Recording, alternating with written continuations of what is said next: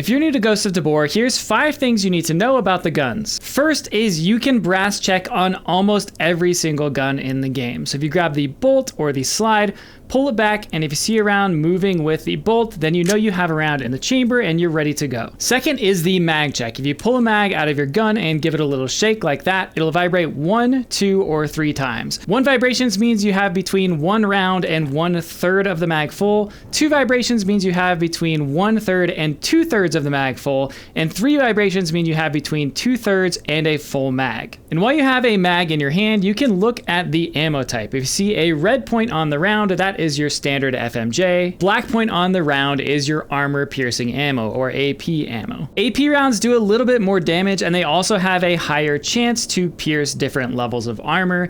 And then a green tip is going to be your tracer rounds, but almost nobody uses tracer rounds because they do less damage. And in case you didn't know, this is the ammo crafting station, and you can pop your mags in here. It will tell you the caliber of ammo that is inside. Different rounds will do different amounts of damage, but the gun it is fired from plays a role as well. I definitely recommend checking out the Tabor wiki, and you can get the breakdown of all of the details of the rounds and guns and how much damage they do. Next is every gun in the game is different. For instance, if you're trying to insert a mag into an AK gun or an SKS, you have to rock it in front to back. It won't go straight in. One of the first guns you run into that is very different on this front is the MP5. In order to put the mag into this gun, you have to have the bolt locked back. Once it's locked back, you're free to just pop that mag right in and slap this down and you're good to go. The MP5 is not the only gun that has different loading mechanics, so you have to get to know the guns as you use them. All of the guns are pretty realistic, so a good example of this is the boss's new LMG, which requires you to flip a thing up,